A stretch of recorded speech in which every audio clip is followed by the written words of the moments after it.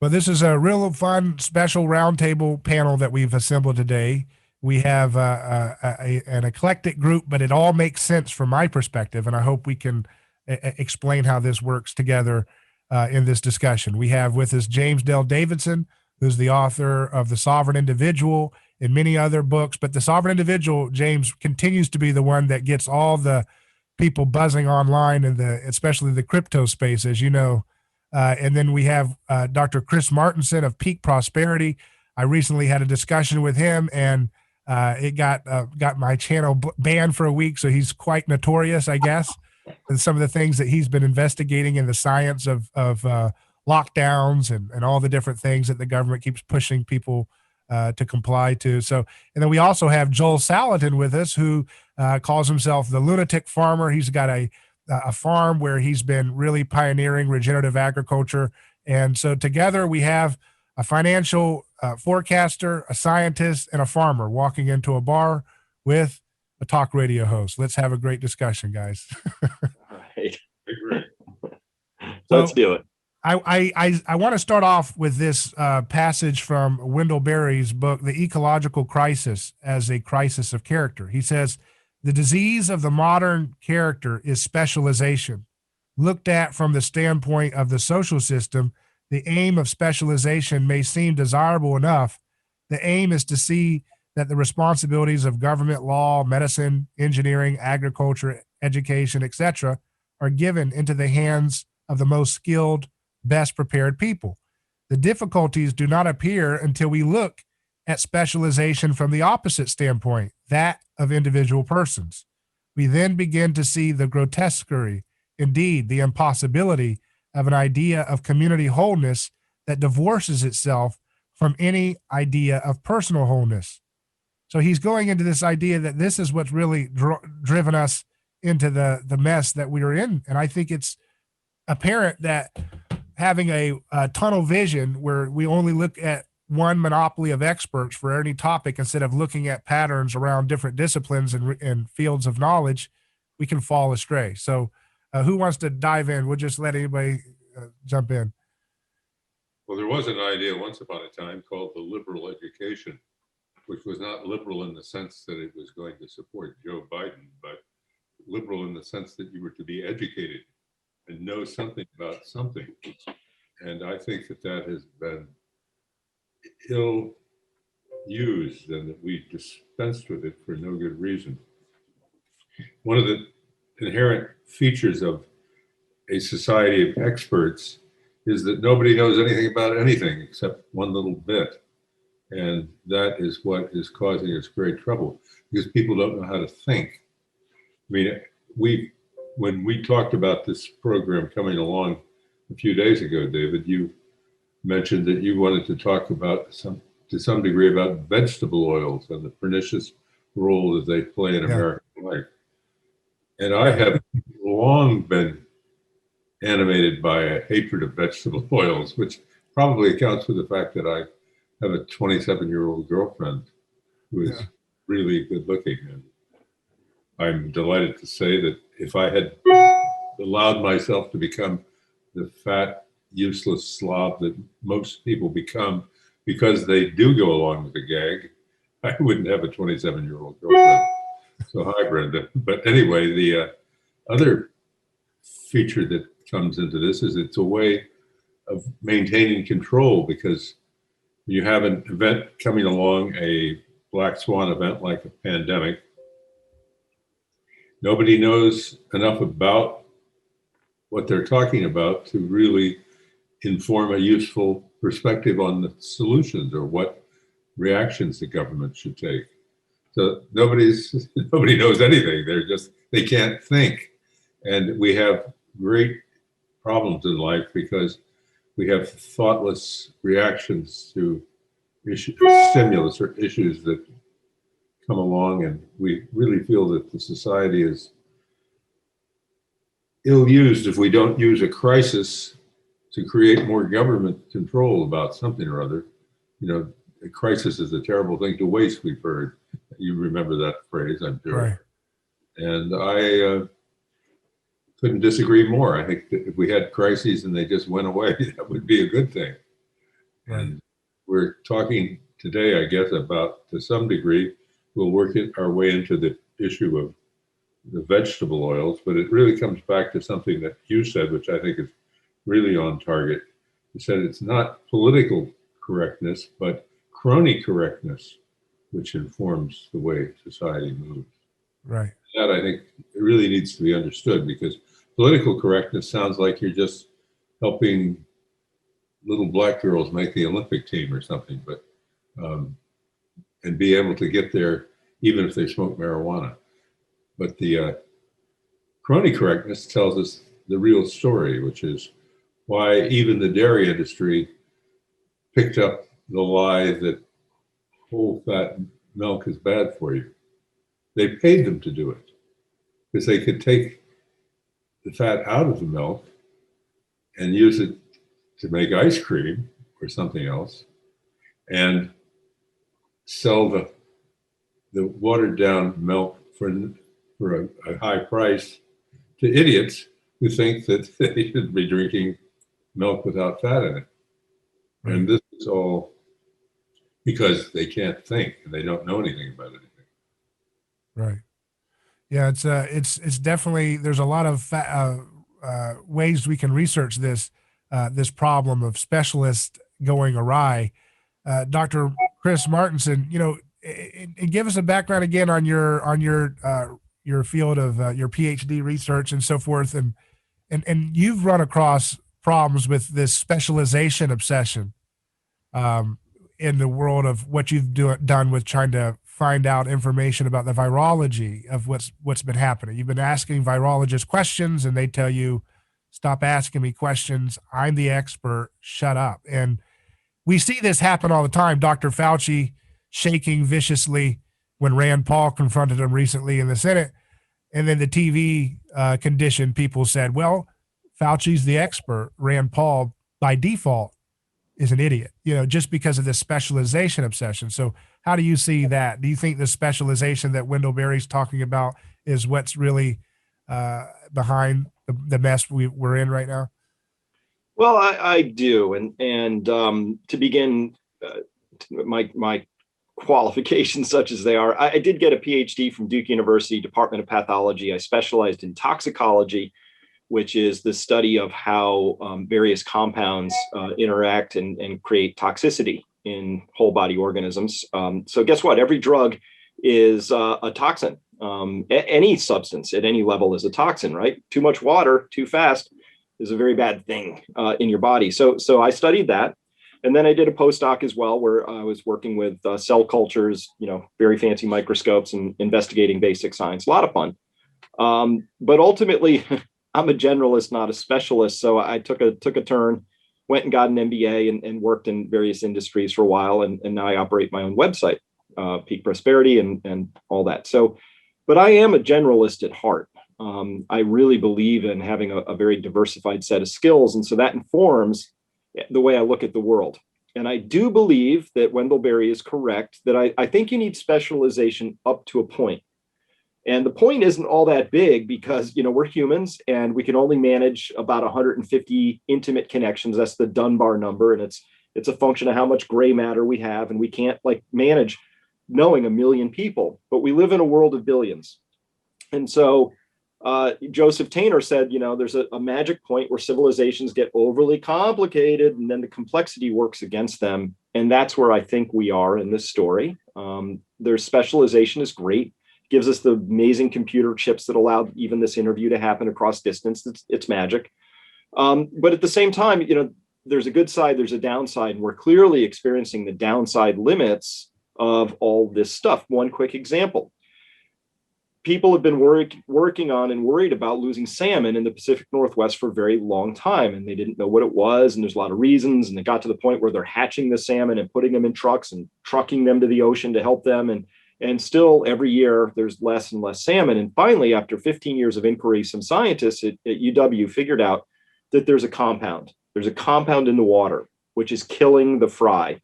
And that compound is a compound that was put into tires a while ago so the tires wouldn't crack with age. It's an antioxidant. And so it took 15 years of intense millions of dollars of research to discover that we have this one compound in tires, because as the tires go up and down the road, they wear down slightly. A little bit of this stuff goes in the water.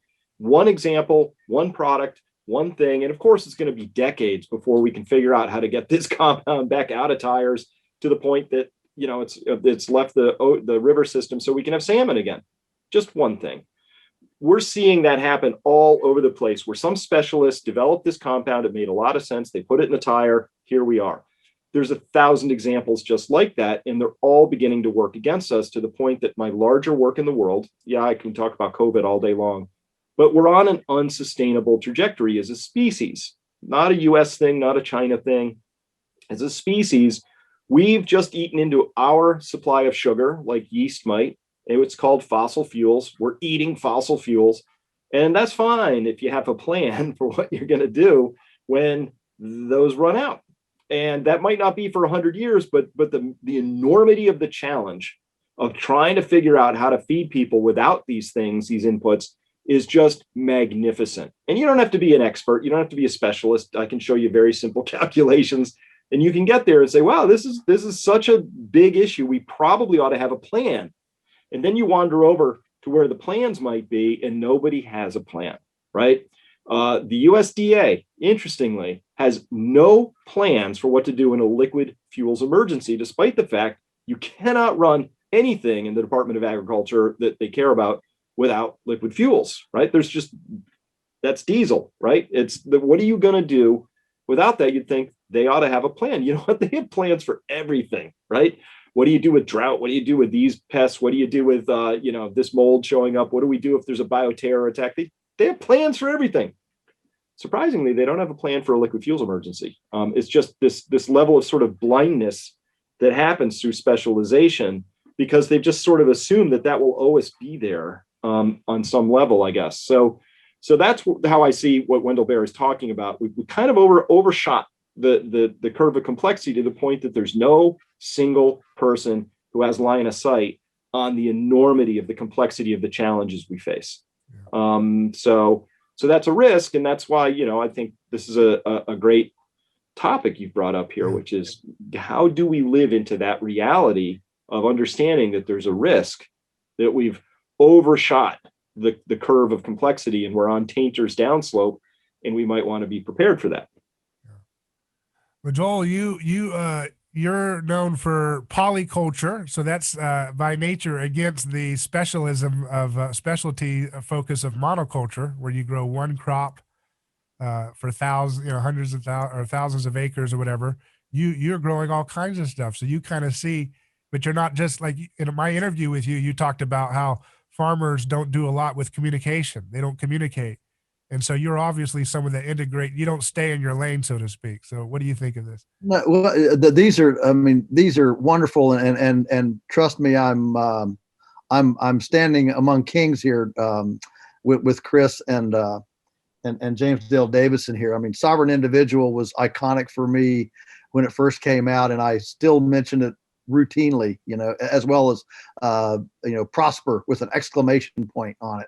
So imagine if these highways, if instead of putting the culvert in the bottom of the valley and the fill over the top and the road above the fill, instead they just put the fill in like normal, but put the culvert in the top instead of the bottom. Now suddenly every one of those fill spots, instead of being a drainage, becomes a pond. And so you hydrate instead of drain. That to me, that's what we do on our farm. We never put culverts in the bottom of a valley. We put in a dam, drive over top, put the culvert at the top of the dam, and then we have a pond. So same amount of dirt, same amount of excavation, but now you have water instead of drainage. And most places in the world, we need to hydrate, not drain. And water is not a plumbing problem; it's a hydration problem most places.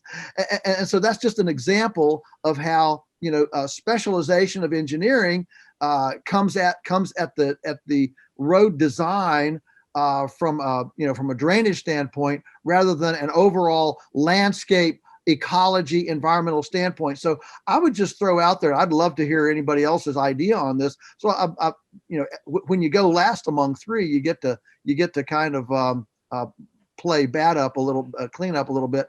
And so I would just like to throw in for discussion is part of this desire for specialization just a natural human antipathy or reluctance to push ourselves to be exposed, to embrace other people's ideas or a broad idea.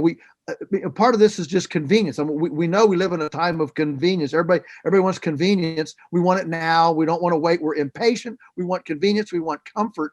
And yet, to be eclectic, to be widely exposed, I have to read liberal stuff and conservative stuff. I have to read, cancel culture and a racial, racist stuff, if you will, and that's hard to do. It's not comfortable, and so I just wonder some of this specialization is simply what we tend to gravitate to as humans, looking for comfort and convenience, that we just don't want our lives messed up with those difficult broad issues. James, what do you think? I think part of the issue is that time is limited in life, and normally, I find when I research things that I develop ideas that take me from one step to the next as I telescope into them. And it's hard to have a superficial read on an issue. You take the example of vegetable oils, or talk even about culverts and drainage. Florida is a tribute to the mistakes that have been made in the name of drainage. Look at the way that the Everglades were drained, and the South Florida water authorities that are just a huge boondoggle. They spend billions of dollars paving creeks and taking the water out of the Everglades and draining it off into the ocean, or the Gulf of Mexico, which is the ocean as well. And whoever figured this out? If you look back to the 19th century, there was a guy named Broward, whose name is memorialized in Broward County, where Fort Lauderdale is. He was the governor of Florida, and he was an opponent of Flagler, who was a conservative Democrat who ran Florida as a conservative state. And Broward wanted to drain this hateful swamp. It was a big boondoggle. A lot of money was paid to contractors to do the attempt to drain it. And probably a lot of alligators were displaced from their favorite nesting spots. This happened because of crony capitalism. It was crony correct. And as they made a lot of mistakes and screwed up things, it created a new generation of crony correct ideas and boondoggles that could be put in place to try to amend some of the glaring disabilities that came from the other past efforts at this. Herbert Hoover got involved, who was an engineer with Lake Okeechobee, and they had a berm around Lake Okeechobee that was designed by Herbert Hoover in his time. And this is now causing algae blooms all over both the east and west coast of Florida because of the way that this has changed things. And mainly the algae blooms are a second order consequence of fertilizers, which gets back to Nelson Rockefeller when he was working with the Roosevelt administration, that he tried to make it mandatory that farmers use petroleum-based fertilizers in order to qualify for their subsidies. And this did any number of bad things, because there are maybe 4 nutrients in the petroleum-based fertilizers, replacing a large and unspecified number of nutrients that would have been in the ground otherwise. So this is all stuff that has consequences. It's a complication. Go back to what was said before, a complication with unforeseen results.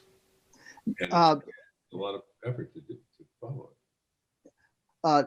David, if I could just bring our attention around to the work of Alan Savory, if there's one person in the world who is opposite specialization, probably it would be Alan Savory, who developed the holistic management thinking model.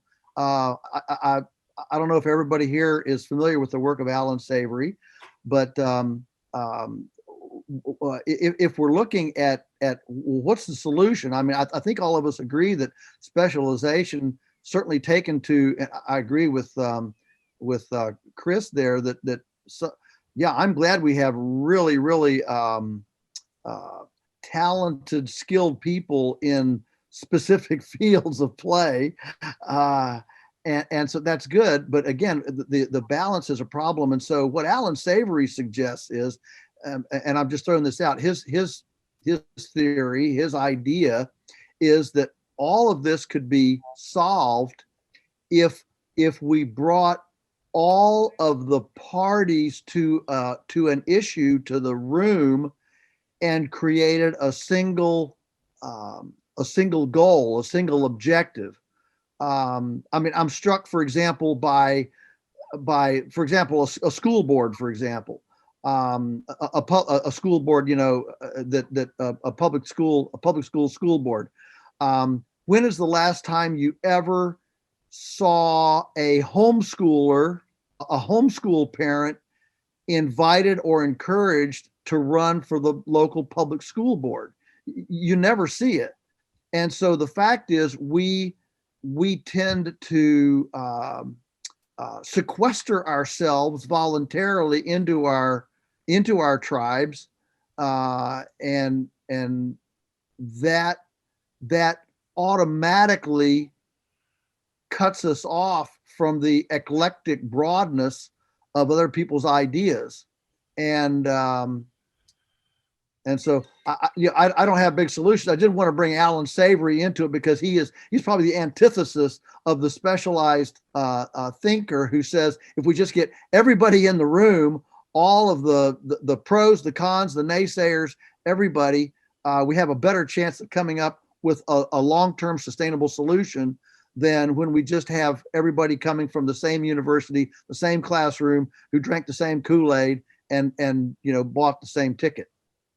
Yeah, I agree with that, and to connect it to what James is saying is for me is there's a level of I mean, we're humans, right? Joel, you mentioned this. We want to be comfortable. We like things to be predictable. We don't like uncertainty. That's the world we would like to live in. Of course, we live in a world that's very unpredictable and out of control and uncertain at all times. And Alan is sort of embracing that and saying, yeah, let's lean into that. It has a logic and a math and an intelligence all on its own that we should be maybe humble around. And so to what James is saying, hey, let's control the water flow. And so you try and control one thing and you create another problem. And it's often said that every technological solution that's being proposed is to combat a problem caused by the prior technology, right?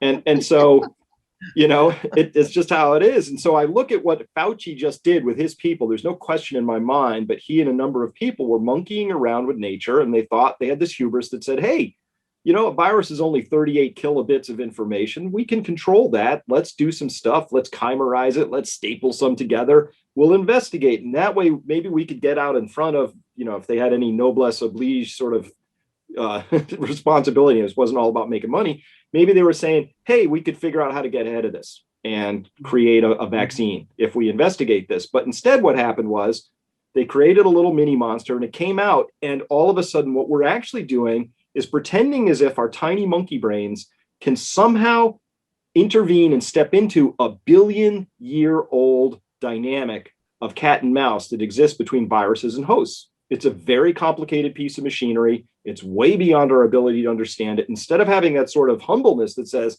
let's not monkey with this. Let's just sit back and we can observe it. We can try and understand it, but let's not try and get out in front of it, right? That's what just happened.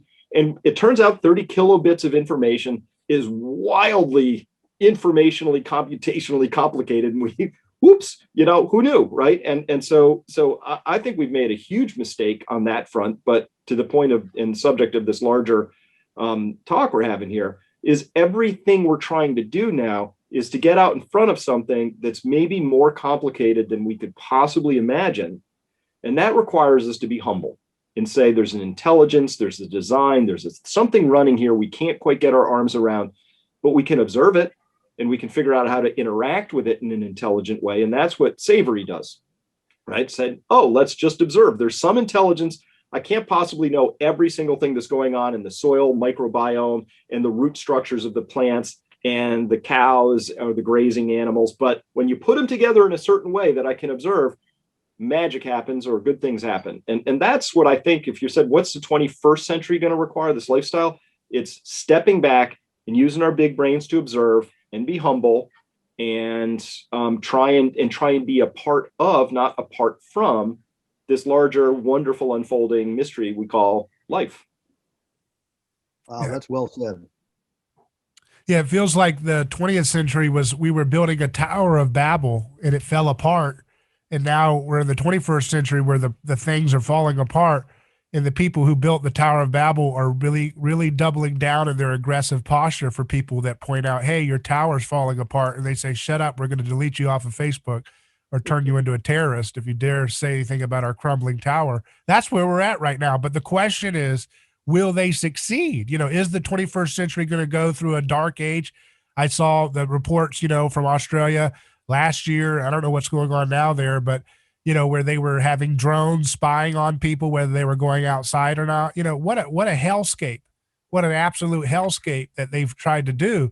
Is that the last gasp of a dying model of top-down control, or is it a sign of things to come that America and the Western world are going to imitate China's, type of heavy-handed approach to an open-air prison type environment? Is that what we're going to expect to see in the 21st century? Is that the likely path we're headed towards, or are we going to have a decentralized renaissance of breakaway communities and knowledge? My Sorry, go ahead. I was just going to suggest that I think we'll get some of both, that the way things work, you'll have many or some people who will decide to try to etch out a little private ecology of their own, in which they may operate with different rules than the established received rules. And then the government is still going to be using the big numbers to determine who is a little bit risky to have on Facebook, giving his opinions about whatever the subject of the moment is. So you'll get both. You'll have a subversive microecology of different ways of doing things overlapped with the failing complexity of the big system. If you go back to the end of the Roman Empire in the West, there was a large movement of people giving up their land. It was against the law to give up your land because you were giving up the tax obligations. But a lot of people gave up their lands and became inserted to larger local magnates because they thought that these guys could help protect them against the crumbling power of the state and against marauders coming through. So that happened, and it had moved fairly far ahead before the abrupt turn to simplicity that resulted in the collapse of the Western Roman Empire. Something similar will happen here, I think. Yes, I can assure you that, Peak Prosperity just did a gathering here at our farm, and this was a group largely urban, some rural, but largely urban. But this was folks, many of means, they have money, but they don't trust much of the system. And one of the things that you hear is, I'm just trying to figure out how to disentangle myself from the system.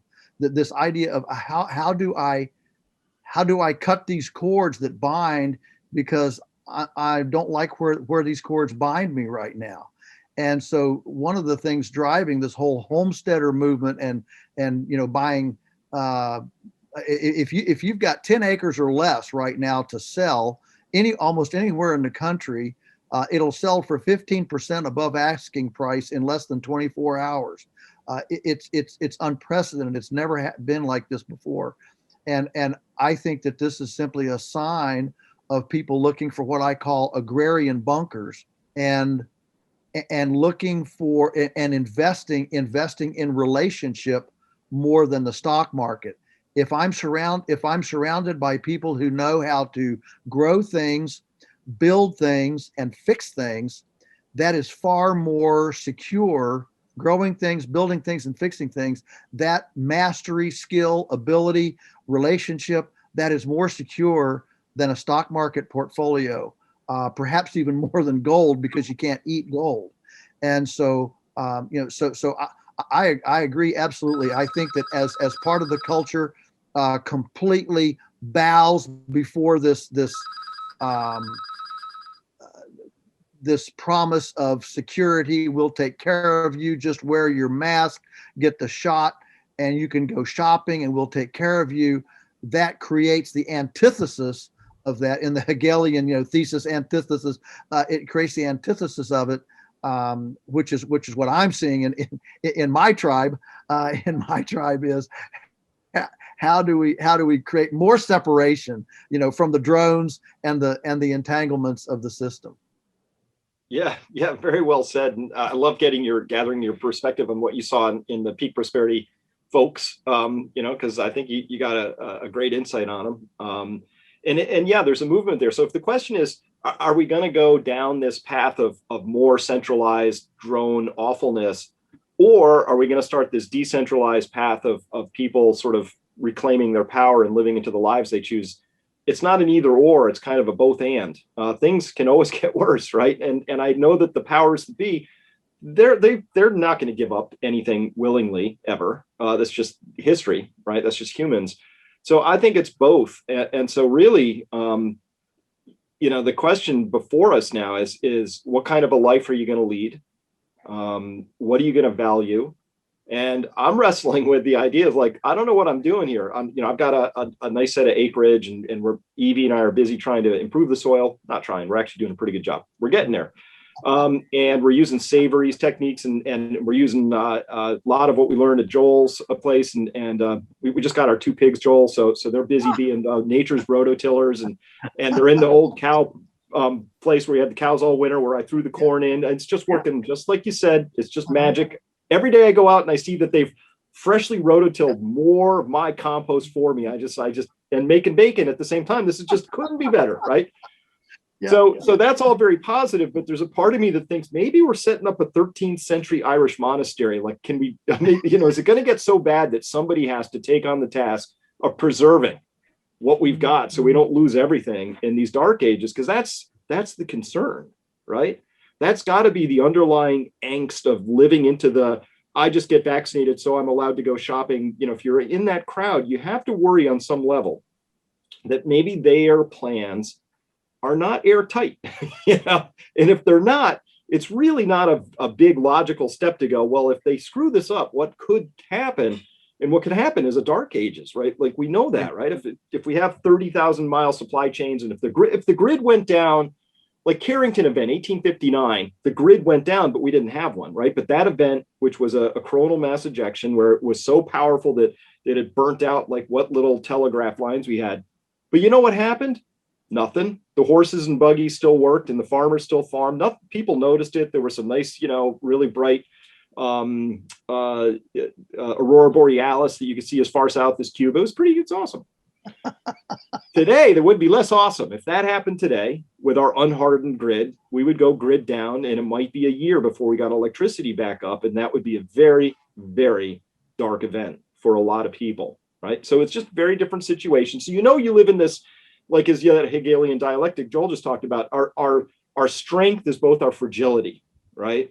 And we don't have a plan B in that story, right? If anything, the powers that be are busy saying, let's get rid of people like Joel. We want fewer of those small farmers with their crazy raw milk and uncontrolled practices, whatever. They want us into this more and more and more into this one world government, one big giant farm, one, all that. And that's great unless it fails. And if it fails, it's a binary event. It's like lights on, lights off. Those are the two switch conditions. So I imagine that's what's driving people who are urban going, I don't want to be 100% exposed to that light on, light off situation. Maybe what can I do to begin to build some resilience into my life?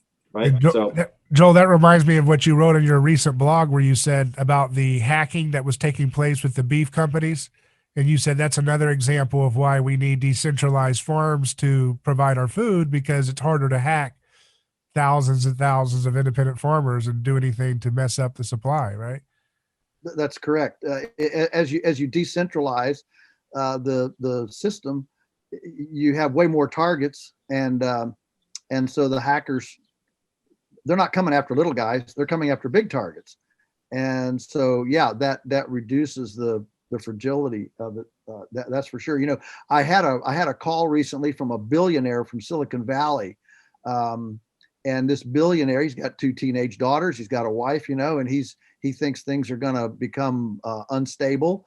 And so he's looking for what I call an agrarian bunker. And he asked me, he said, could you please tell me what you would consider meltdown? In other words, if you're gonna describe what is meltdown, what's meltdown? I said, well, for meltdown for us would be you can't get grain, you can't get fuel, and the power grid, as Chris said, the power grid goes down. If you can't get electricity, you can't get fuel, even for your generator. You see what I'm saying? Well, I was thinking that there's a kind of quicksand of incompetence which is multiplying across society. I used to go a lot to the third world, and you'd find there that nothing happened the way it was supposed to. Flip the switch, and then the lights didn't turn on. There were all sorts of difficulties with it. And you could always be captured, held for ransom. Ransomware there was a pistol in your head. So I have a feeling that there's a great deal more incompetence at the end of this pandemic, or as we come closer to the end of it, than there was before, pre-COVID. That we've created a series of narratives which I think make very little sense, have nothing much to say for them. The critical race theory tells you that you're a racist even if you're not. Yeah. If you're white, you must be a racist. That's just the way it is. And I think that is something with an ominous tail, but I'm not sure exactly how far down it goes. And many of these things that you notice are just one-off type events. You send your credit card to pay a bill, it never gets registered. They keep calling you for the same bill over and over again. I mean, that is incompetence. Yeah. Do you feel the same way, that there is more incompetence than there used to be? Yeah, I noticed that every time you go to a service place or a restaurant or something, it seems like the things that used to take a little bit of effort take extraordinary effort, and the things that took a little bit of time in the past take a lot more time for people to complete. So it seems like there's a general, well, how can you have excellence and merit in a society where you're told that if you pursue excellence, if you pursue being on time, that you're part of white supremacy? I mean, the whole system is designed. You could ask for a more malevolent ideology to take over the hearts and minds of a country. If you wanted to sabotage a country, then to teach their young people that merit and showing up on time is a sign that you're an evil person or you have internalized the evil system, So that is a ready-made disaster for incompetence to spread.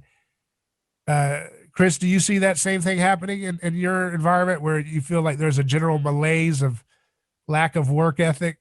Now, I guess this is where people will say we're just complaining, complaining about the decline of people, but it seems like there's a general lack of concern for excellence?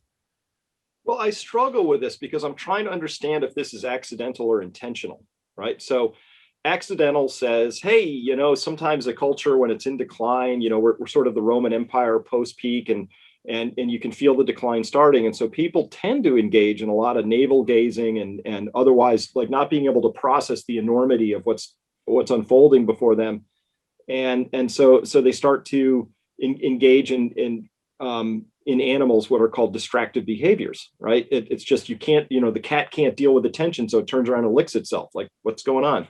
Right. Sometimes I wonder if it's that, but at times it just feels intentional too. Like when I see that the media wants to put all this stuff about gender issues and the race theory and all that, they give it a lot of prominence. So that's a decision somebody made. They said, this is important. And from my perspective, when I look at the predicaments we face, I'm like, not important. I'm sure it's important to somebody, but in the scheme of things, right? You know what's important to me? That our medical sick care system bankrupts 1 million families a year. Why don't we run some airtime on that? It never happens, of course, right? We don't talk about that really. They put these little articles out in the economy section going, isn't that awful that we bankrupt 1 million families a year? Like if there was, if the police were busy bankrupting 1 million families a year, right? We'd be all over it, as a society. But I do feel like there's an intention behind what we elevate, what we don't elevate, what we prioritize, what we don't. And we're prioritizing things that are fundamentally distractive at a critical moment when we have really big things we ought to be talking about. And that's my main critique of it. It's just like, maybe important, but really nowhere near the top of the list for me. Joel, you cut out there. Did you want to wrap up your point you were making for those, if you remember? If not, the billionaire meltdown. We were getting to the good part. The billionaire, and he was concerned that things were going to become unstable, and so he said, where can I go to keep that if things get bad, I can have a safe place for my family, and so those kinds of discussions are happening more and more. So I agree with Chris. I think there is going to be there's going to be while we have this incredible, probably tyranny developing. That's why I see a lot of the lockdowns and Fauci. I see them as basically tyrants, and I see that developing at the same time as I see this incredible groundswell of individuals from all walks of life looking to try to create a place where they can survive, a downturn. So, James, I want to ask you, so you hear them talking about having farms, and you've talked about the glory of butter versus margarine. Do you have a farm in the making yourself? Well, I think my girlfriend has quite a few farms. She has thousands of acres in Scotland and big wineries around the world, in Italy, France, and California. I have a redoubt in New Zealand, and I have a couple of places that I've sort of hoped to repair myself to, but the trouble with them is that they require some substantial distance and travel. And that may not be very wise contingency to build into the system. So I'm going to be looking around. I don't know quite where, maybe Central Florida or Northern Florida, where the land values are not so high because of development. But I do think it makes good sense. And my late father used to tell me that only a poor man ever sells land. But I was poor when I was rich, so I stupidly disobeyed his implicit instructions. I lost good productive farmland and ranch land that I could have used now in the present circumstances. I do have a gold mine in Arizona, which I believe is going to pay out pretty handsomely. And when it does, I'm going to be looking for some pasture land and some land that I can use for growing my own food with somatic energy. My first cousin has a very interesting take on it. What he's been doing is finding farmers who would let him finance their production in exchange for part of the output. He has the same sort of arrangement with native fishermen in Alaska to get salmon. So he gets lots of fresh seafood and vegetables and other edibles. And that's another way that you can sort of create a symbiosis between the farmer on the land, the rural guy, and the billionaire who is worried about feeding his family. You can also buy the prepared foods, which are ever better than they were in the old days, but still doesn't. I'm a Paris cooking school dropout, so it doesn't really appeal to me. But that, Well, go ahead. one of the things that's happening here with us James, James, you're welcome to come up to Polyface. We'll wine you and dine you and take care of you if you ever need a place. But one of the things that's happening here is people are actually buying farm agriculture properties near us, asking us to manage them just so they have a place to go to retreat, knowing that we'll, are we vulnerable? Yes, in theoretic sense, we are vulnerable, but by the same token, we've done analysis on energy and different things, and we realize if things go down, we'll be the last guy standing. And while the last guy standing is not completely safe, there is a bit of consolation, right, in being the last guy standing, because you hope if you're the last guy standing, some other people, as they went down, innovated or developed or thought up some things that will help you. And so what's happening for us is that several, I'm talking about 4, 5, 6, that's significant, people who have purchased farm properties within 30 minutes of us and ask us, can you lease this? Can you manage it? Can you keep it up, keep it in land use taxation and maintain it so that I have a haven to go to and I can tap into your community of people who know how to grow things, fix things, and build things if and when that time comes. And so I just worked with another couple this week, same thing, California refugees, and they've got their 150 acres here, 30 minutes from us, and we'll work with them. And we've got a sawmill. We can even mill the lumber for the house that they want to build. And there's a lot of resiliency, not just in the skill, but just in building the community, the community around that kind of self-reliance. I think the big touch points for what the 21st century lifestyle will look like if it goes in the direction we want, it's going to have to deal with 3 major categories or touch points. I think it's going to have to go through money / capital, right? How does that look like? It's going to go through, of course, energy and ecology, because those things go hand in hand. How we take care of the planet is related to what energy we use.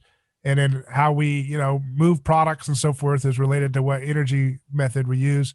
And then the other one is food and medicine, and I think those are the 3 touch points that we can imagine together need to be, reimagined basically and to create a new pattern, a new paradigm shift. I want to ask you, James, you wrote in the Sovereign Individual book in 1998, I believe, you talked about the rise of cryptocurrency well before it came about. Do you still, first of all, how did you predict that? And is it panning out as you predicted? And is cryptocurrency the big challenge to the fiat system of state-controlled money? Well, I think it could be. And I think one has to believe eventually that as individuals sort of move into the crevices of power, they will find ways to make things work. And the cryptocurrency has an advantage that could conceivably work. It does work. And I think we just have to hope that quantum computing doesn't overtake it in a way, you know, that if you have too much computational power, you could possibly theoretically break down some of the encryption and blockchain, but I'm optimistic that this will hold. And I think that it does give individuals an additional avenue to protect themselves, because the crypto stuff can be used at a distance fairly readily as compared to gold, which has to be shipped in a rather clumsy fashion. I'm a big gold believer, and I have been all my life. I've made a lot of millions out of gold because it is a store of value that has stood the test of time.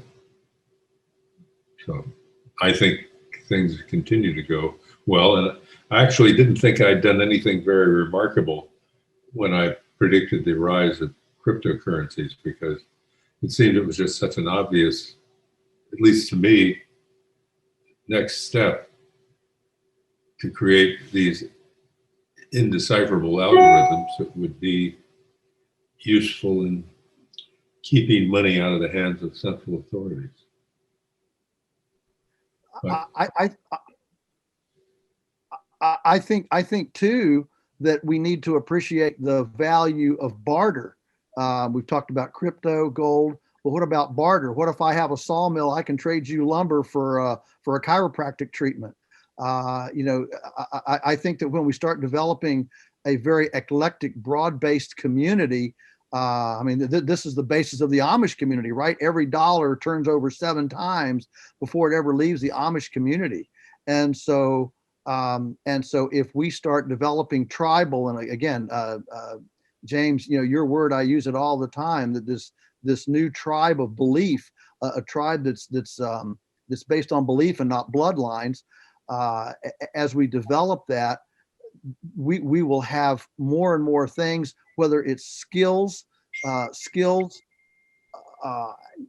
or materials to create literally our own cashless society, but it's based on barter of real goods. If I've got firewood and you can fix my my plumbing pipes, well, then I'm going to give you a load of firewood because you can't get petroleum, that sort of thing. And so I think that's another idea of commerce that can develop as an alternative to fiat money. Dr. Martinson, what's your take on the money issues? Do you see a role for barter and crypto and gold into the new century here as we develop this? Oh, yeah, I diversify across all of those 3 things. I have I still keep cryptos at what I call a speculative arm. I'm not both feet all in like some people are, because I mentioned the coronal mass ejection, but here's my belief that the government, I've seen in my adult life, the Treasury Department squished all sorts of startup currencies, right? They squished the guy who started, James Bond, the Nuthouse guy who started the Liberty Dollars. Even after they had said, oh yeah, we're fine with that design, later said that he had co-opted the design and therefore was counterfeiting or whatever. Like when the Treasury wants to, they squish stuff, right? They squish whole nations, right? Iran can't trade because the SWIFT network is under our control, and we blocked them from that, right? So their banking system of a whole nation. So I figure if the government ever says we want Fed coins, not Bitcoins, they do that. And next thing you know, they can make that decision anytime they want. That said, they're going to move towards cryptos and digital currencies because they give more power and control. That opportunity for me to go to Joel and buy a gallon of milk would be unavailable without it being taxed, because it would be fully tracked. So I see that coming for sure. Yes, we're going to go down this digital currency path, but again, every currency simply is an idea. It's an abstract idea that we share. And so because of that, there always has to be a balance between how many of those claims, those promise tickets that we've created, and real stuff, right? How much lumber is there? How much meat is there? How much land is there? How much, et cetera? And so we've gotten way out of balance. I think there's a huge currency adjustment coming at some point in the future. And I think that's a giant risk. I think we'll see all sorts of different currencies and monies sort of come up in its stead. So I'm spreading my bets bigly. I too have a sawmill. I love making lumber. I hold gold and silver, hot, good, solid stuff in my hot little hands, as it were. I have a tiny speculative piece in the cryptos just in case. And, you have to spread your bets because we don't know who's going to win in this story. But I can tell you this, there are way too many currency units created in the fiat currencies, and there's going to be an adjustment, which is a euphemism for a big old set of losses. That's the only question. People say, Chris, are you worried about the entitlement program, Social Security? I'm like, no, there's nothing to worry about. They can't ever be paid back, so they won't. End of discussion, right? So really the conversation people need to understand boils down to one simple question that you have to answer. Who's going to eat the losses? History says it's not the bankers, it's not the elites, it's, the losses are going to be pushed down, and we're experiencing them already today. And we call it inflation. And we report on it as if it's just this mystery thing that came like a comet, who knew, right? But it's designed and planned. And inflation is a way of stealing a little bit from everybody so that we don't have to cause a lot of losses for a few at the top, period. So how do you avoid that? Well, you own real things that aren't totally tied to and wedded to that system of inflation, which means you have your own means of production. You can grow some of your own food to the extent you can, or you're in contracts with people who can do that for you, or however you have to begin parsing that. I'm telling you, people need to understand that there's going to be tremendous losses coming because the math just doesn't work. It's nothing personal. We have the net present value of the US government is, last I saw, which was 5 years ago, and this is data by Kotlikov, had a net present value, which is a measure of how much money would you have to have in the bank today to actually have this thing be at zero if you wanted a net present value of zero. Our net present value of the United States government is minus 200 trillion. Well, that's a lot of economic growth you're going to have to sort of manufacture, and we can't. It's not going to happen, and it can't happen for resource reasons, complex story, but our NPV of the country is minus 200 trillion. Which means the next question is who's going to eat the losses, right? So the extent that our government is now pushing people into universal basic income, we'll give you money, we'll take care of you, is just another, that takes minus 200 trillion, turns it into minus whatever, 300 trillion. We're just digging this deeper and deeper hole. And again, the only question to resolve and answer is who's going to eat the losses. And the only way I've seen historically, and James probably knows this better than me, the only way historically people have dodged those losses during Weimar Germany, during Zimbabwe's time, is, and I love that quote, James, only a poor man sells land, is the only way you avoid those moments when the currency has to go through a massive adjustment is you own real stuff. You own gold mines, you can. You own land, you own your means of production, you own a sawmill, real stuff, real tangible stuff. That's the only way through this I can see, because I can't predict how or when it's going to break, but I can tell you the math doesn't work. Absolutely. We have so many excess claims on future growth, which were fabricated by the illusion that the entire economy is a monetary equation, whereas it's really, in my view, mostly an energy equation. If you put, bingo. You can't print BTUs. You can't, unfortunately, and or maybe fortunately, I'm not sure which is the right adjective there, but adverb. But we have a situation where, if you look at the somatic energy potential of humans, even well-intentioned and educated humans, it's de minimisly meager. How many horsepower are you worth? Nothing, basically, or you're a rounding error to nothing. And so to make all this work, to find the alternative system, you have to find one that includes with it some approximation for the energy equation that's going to be required to maintain anything like a current standard of living. The fact that I dropped out of a good Paris cooking school does not give me the ability to create a good lobster Americaine if I have no ingredients. And one of the ingredients that is not in the cookbook, but which is presumed, is the fire that you use to cook food. And it has to come from someplace. It's not going to come from your bad breath. You have to conjure it up out of some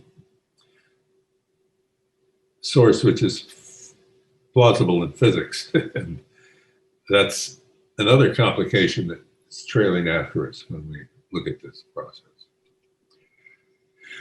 So I think that one way that I would put a frame around this partly is to go back to David's notion of crony correct, because I think an incredible amount of damage was done with specialization that was engendered by crony capitalists who had an advantage to pursue against people who were not knowledgeable about their fields of expertise. And one of the most vivid of these things, which is carrying over from the last century, it's really post-World War II, mainly in its origins, when the percentage of people living on farms had fallen sufficiently at the end of World War II. Almost all the food that people eat in America was put through an industrial system. And this system had priorities. One of them was to cut its input costs and to make storage and transport simple and cheap. So they came up with a big lie, which was that saturated fats make you fat and kill you. Now, there was actually plenty of evidence that this was bogus bullshit. If you think of the Framingham study, which was a long longitudinal study, I guess they're all long, they're longitudinal studies, showing how lifestyle habits affected the way people's health developed. One thing that came out of the Framingham study was proof that smoking was bad for you, as if this had been in doubt. I mean, King James I said it was vile to the health, and we knew that, back in the 16th century. But we had this lie that eating fat made you fat and caused you to die. But what did the Framingham study actually show on this point? It showed that the people who ate the most saturated fat were the skinniest and the longest lived. There was absolutely nothing to it. It was just a lie. And these experts get away with these lies. They're incorporated into the medical system. So you have all of these statin drugs being prescribed that cause people to go diabetic and maybe are implicated in Alzheimer's and other things. And it's all based on a lie. It has no fundamental truth. There was a famous study done in Australia that purported to show that people who ate more saturated fat had more health problems. That was the conclusion. They pasted over the statistics. But if you looked at the statistics, they showed just the opposite. They showed that the people eating saturated fat had less problems. It's just utter nonsense. If you look around the world and think of the cultures that eat a lot of saturated fat, one of them is the Maasai culture in Eastern Africa. They have a very peculiar and limited diet that's basically half and half and blood. They take the half and half from the cows and then they bleed them to a measured extent, and somehow the cows live. But these guys are skinny, skinny, skinny, and they're famously tall also. So they get a lot of protein. Another really fat-consuming culture are the Inuit, or what we used to know as Eskimos when I was a child. You can't really tell that Eskimos are skinny because they're wearing these animal skins that are so bulbous that you have no idea what their actual body composition is, but they are skinny. They eat like 50% whale fat. That's a big part of their diet, but they're not suffering heart disease and dying or being overweight. What made people overweight was that we took a patent that was developed in Germany in the early part of the 20th century for making artificial wax and turned it into Crisco, because they sold that patent to Procter and Gamble, and they realized cottonseed oil, that used to be thrown away. That was of no value to anybody. And let's eat this garbage instead. And it was the biggest experiment, unplanned experiment on human health that was ever undertaken, when we started eating vegetable oils instead of animal fats, which we've been eating throughout the whole of history. And we're suffering from it today, this huge epidemic of obesity, type 2 diabetes, all of the people with pre-existing conditions, as they euphemistically describe them in the COVID conflict. So I'd say you've got to keep your wits about you and not be persuaded that because some special interest says you've got to do this or that, or you can't do this or that, that this is a good idea. Yeah. Because most of the time it's not.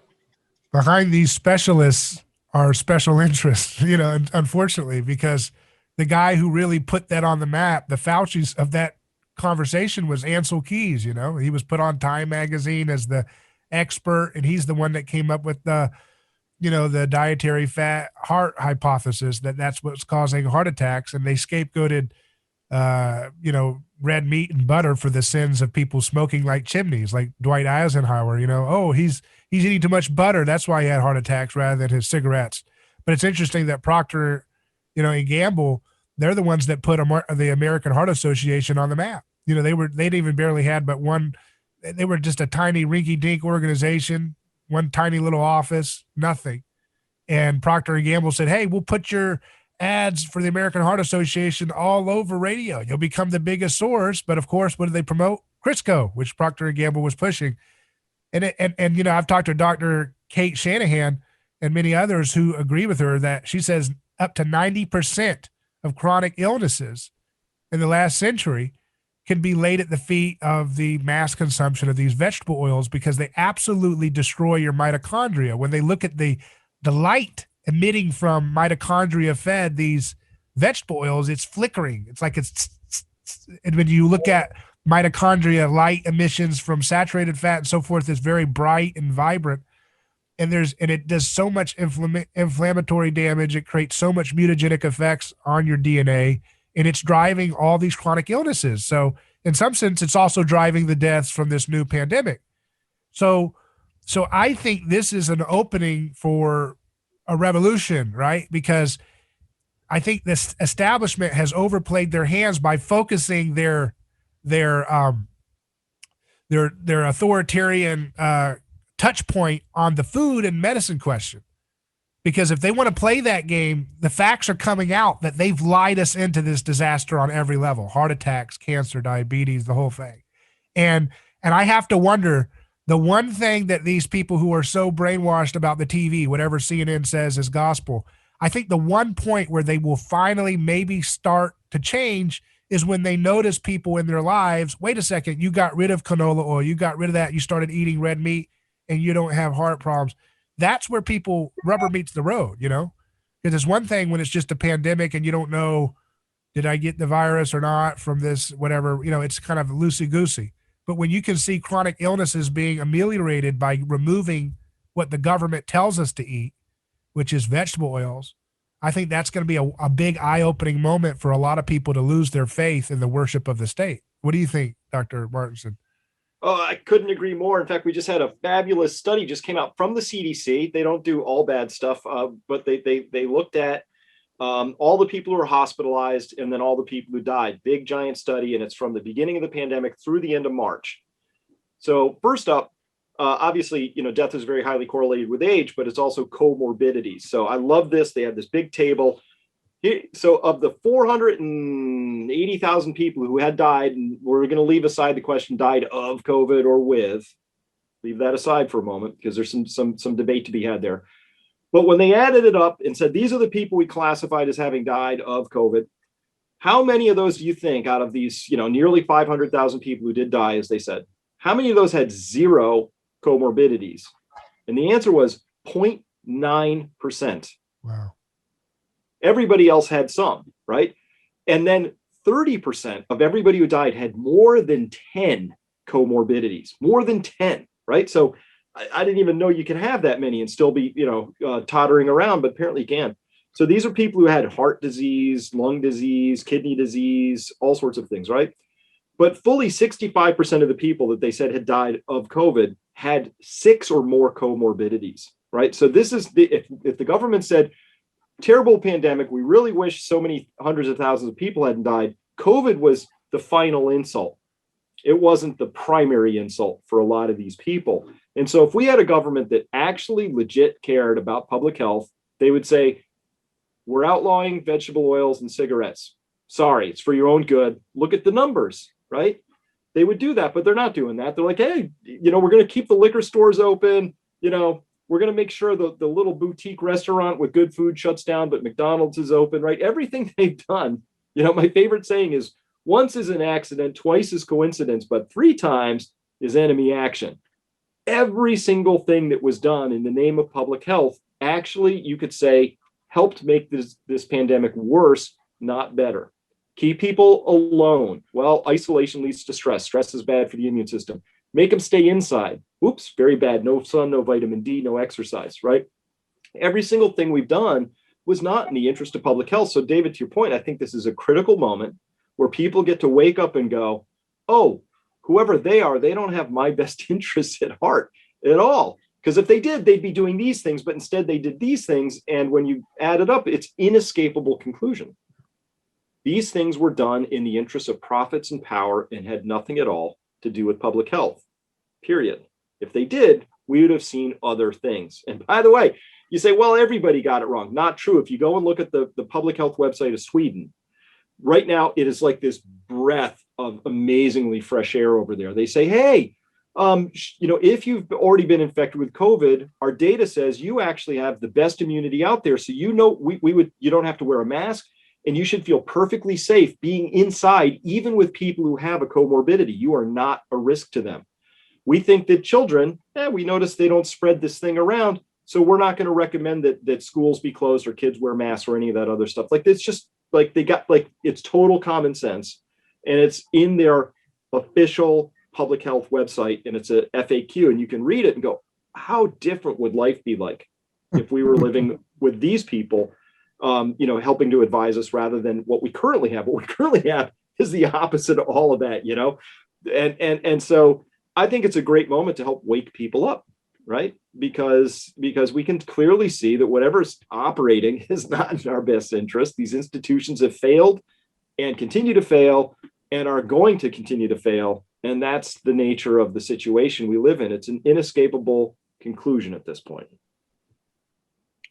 So if James is right, and I think he is, that we only have so much time, mm-hmm. and we can't know everything, I can't be an expert in everything.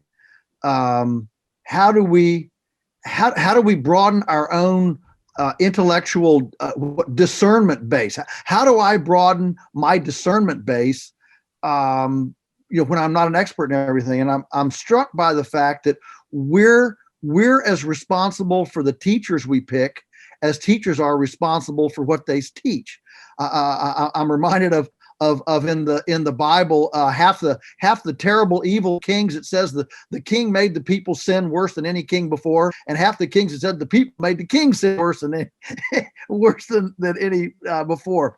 And so and so if we're responsible to pick our teachers, I was struck recently. There was an ag workshop, and this happens all the time. I've been to many of these, and so here are these farmers. They've come to this ag workshop, learn how to be successful farmers, and the ag professor from the local land grant college, he stands up and he says, he starts, he's being warm and kind, and he says, look, if I had known how to stay on the farm and be a successful farmer, I'd have stayed there, but I didn't. So I went to college and became an ag professor.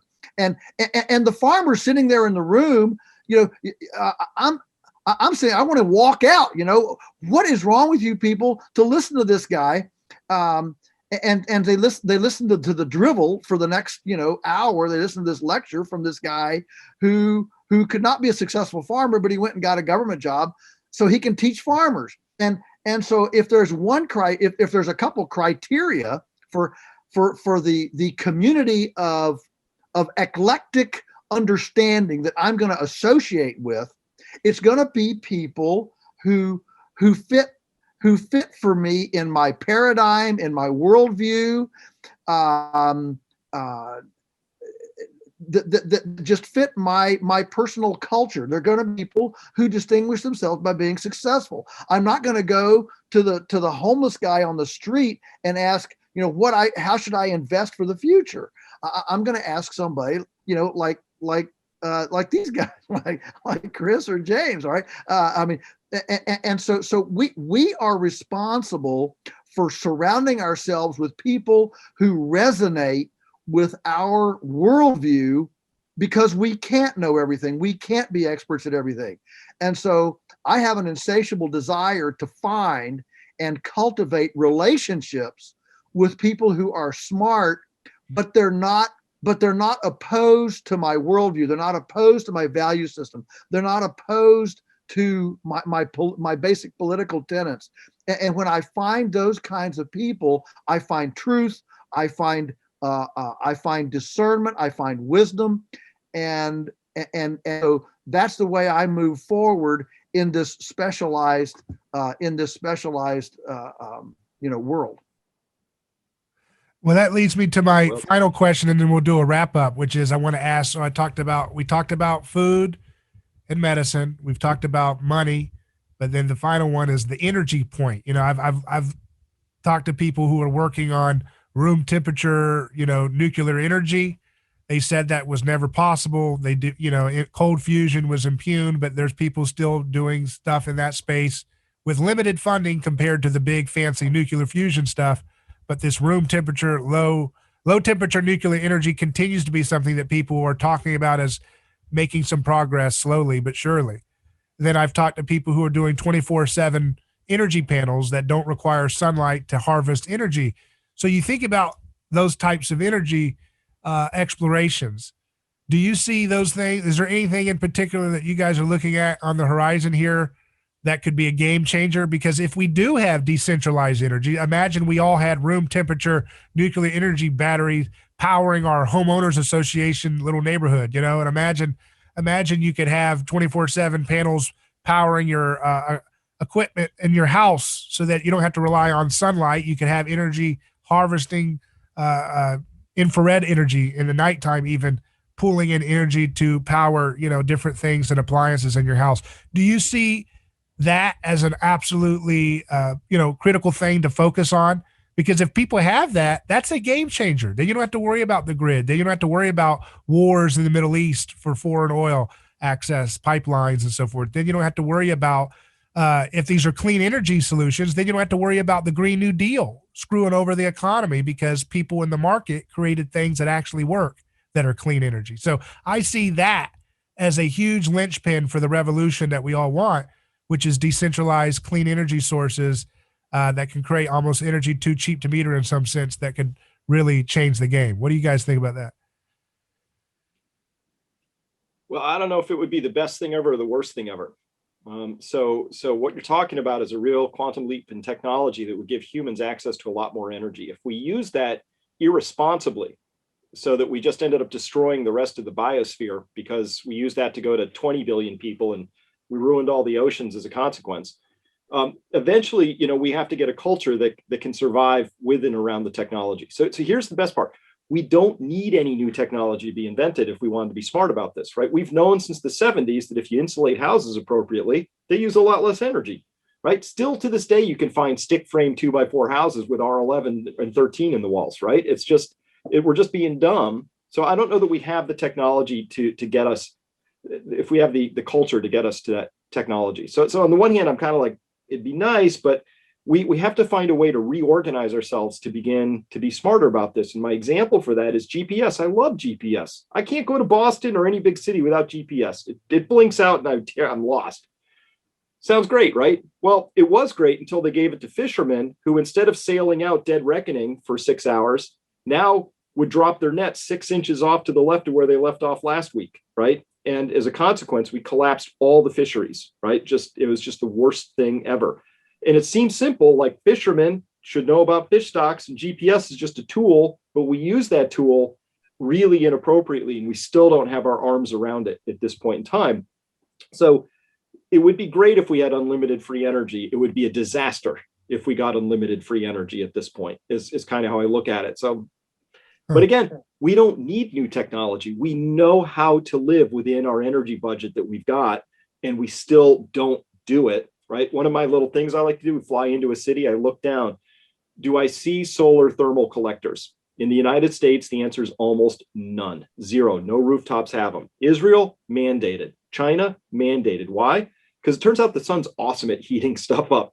No technology, really. It's just a box with some tubes in it and a circulating pump, and you get free heat, at least free hot water out of it, roughly speaking. So if we were smart, we would see those boxes on every roof, right? Here in the United States, and we still don't, for reasons that have nothing to do with the technology or lack thereof.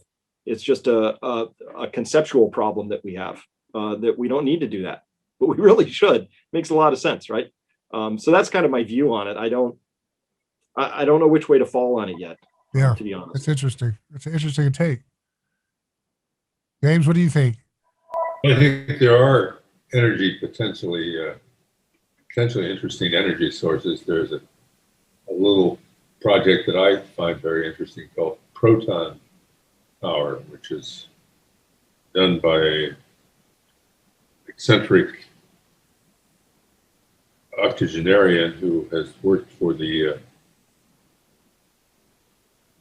government's nuclear projects in the past. He has a very, very hot recycling system that produces valuable liquid energy and graphene, the byproduct of very hot furnaces, basically. And he has one project in Tennessee, I believe, where they're using sausage waste to power the system, and it seems to be working beautifully. And if you had more graphene in the asphalt and in the concrete, you wouldn't have so many buildings falling down around Miami. So I think there's potential for that. But again, I think the problem is partly what Chris was looking at. We started the Industrial Revolution with a good heat engine designed by a genius, and it helped propel us to centuries of economic growth, which produced a big increase in life expectancy. It was all good stuff. It wasn't infinite. It was never infinite, but it seemed unbounded to us. And we have had a hard time coming to grips with or remembering that the coal question, as it was called in the 19th century, has no real easy answer. We need to find continued human ingenuity to make marginal progress. And one of the problems we have with the so-called green revolution is that it requires the mining of vast amounts of the Earth's cover to produce these trace elements that are not easily found in one spot.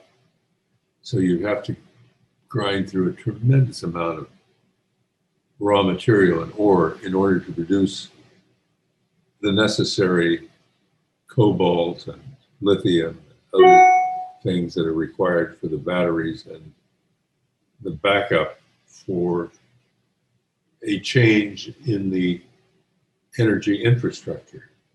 We have an energy infrastructure that's based on liquid fuels mainly. It's an embedded multi-trillion-dollar investment. If you are going to antiquate that and move on to something else, wind power or solar, you need a lot of these trace elements from this Earth that can only be had as a result of processing at magnitudes more of the Earth's crust. Mining is always in trouble with people who don't like to have the Earth disrupted. But the effect of having an energy revolution to make solar the main source of electricity, for example, would be to raise the price of these materials which are not available, and they're not even planned to be available because it takes usually 15 years to go through all the processing between when you find an ore body and you can get the permissions to mine it and you actually start producing. It's going to be a long time. Biden has claimed that he's got an objective in the early part of the next decade to have a green economy with energy. But that can't happen because we haven't started to produce the vast amounts of these minerals and other materials that are inherent in developing a new energy system. It's not going to happen. Whatever Alexandria Ocasio-Cortez said. Okay. Joel, what do you take about the energy equation from your perspective?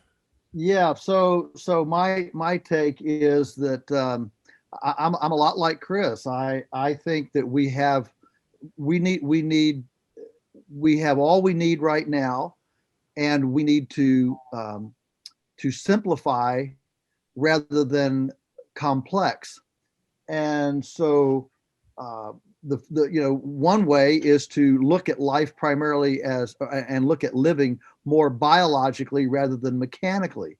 And if we went more biological, we would look at what's possible from photosynthesis. I mean, the amount of money the amount of biomass that we're destroying with all these fires that we're having, if all of that biomass were pelletized or chipped and used as carbon to replace fertilizer, to feed earthworms and actinomycetes, to actually build soil instead of eliminate soil, then the soil microorganisms would actually create all of the trace minerals that are currently mined going into chemical fertilizers.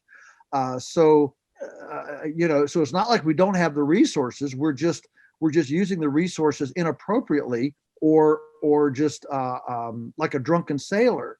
And if there are three good uses for petroleum, I think that those three good uses are making water pipe and making plastic for season extension. Like, if every home north of the Mason-Dixon line had a solarium on the south side, every home, every dormitory class, college campus, every building had a solarium on the south side, We could grow all of the plants that we currently import from California using precious little water, and transport all these succulent produce vegetables 3,000 miles across the country. How about we just grow them in our own buildings and locally? And we don't have to build the roads. We don't have to have the transportation. We have to drive the trucks, and we don't have to use the water in California. We use the water from our own rooftop going into a cistern that we set a bicycle on it with a pump, and we pump the water into our solarium, with 5 minutes. We get our exercise every day. Now we don't have to go down to the gym. We don't have to go to the CrossFit gym to stay healthy. And the rooftop water goes into our cistern. We pump it up into the attic, into a holding tank up there that gravity feeds the whole house. So now we don't have to be in the urban water system. We don't have to, and the greenhouse uses up our gray water for nutrient density for our plants. This is all very simple. I couldn't agree with Chris more that we have all the understanding now. Underground homes, underground houses, that's been around for a long time, to use earth berming in houses. And we go to these developments and they're just stick houses, with no thought about how do we harness the 50-degree year-round temperature that's 4 feet under the Earth's surface. And then, I was in an eco village in Netherlands, where they had 36 houses built out of all recycled material with rammed earth tire walls, and the guy was grazing a flock of sheep on all the roofs because the roofs are earth bermed up. I mean, it's fantastic. Their carbon footprint was a 20th of the average home, and so we know how to do this. We just don't. And so I think that there's everything from homemade alcohol. You get rid of the Bureau of Alcohol, Tobacco, and Firearms. So if I want a little corn still in my back, I can have a corn still in my back. Not a taxpayer subsidized mega facility out west that determines the land use for 100 miles around it, but rather decentralized. If I've got a waterfall on my place, I have a little micro hydro. If I have a good roof, I can put a solar. It's a combination of all of these different. I read about a farmer that put a little windmill on his pond, running an electrolysis machine separating out hydrogen. He ran all of his trucks and tractors on hydrogen. Now, hydrogen has a problem because it's not liquid. He had to refill his tractor every 2 hours, but it was free. I'd be glad to refill my tractor every 2 hours if my fuel is free. So these are the kinds of things that people are doing, have done, and can do if we let the market determine what the price of fuel is, if we let innovation let everybody tinker in their garage without a special use permit, and unleash the entrepreneurial innovative capacity of the culture, like we did in 1912, when there were 1,500 brands of automobiles available. In 1912, there were 1,500 brands of automobiles available. Every jackleg mechanic built a car but he didn't have to get a building permit. He didn't have to get a special use permit or get a business license to tinker in his garage. That's what built the industrial, automobile revolution. We need that kind of freedom in our innovative tinkering sector, if you will, so that folks are unleashed to bring their tinkering ideas to the marketplace table and have a free for all. It's very good. Well, that's all I've got, folks, and I really appreciate you guys joining me. If you guys have any final thoughts or any burning questions for each other, you guys are welcome to throw them out now. But that's what I've got. Thank you, David. Thank you. Thank you. All right. Thanks, David. Appreciate you guys coming on. James and Joel, always a pleasure. James, good to meet you. Here. A pleasure, James. Thank you. All right. Thanks a lot. So that's the 21st century lifestyle, folks. We've got a lot of good ideas to think about from this panel. So it is exactly what I was hoping to achieve. So thanks again for joining me. My pleasure.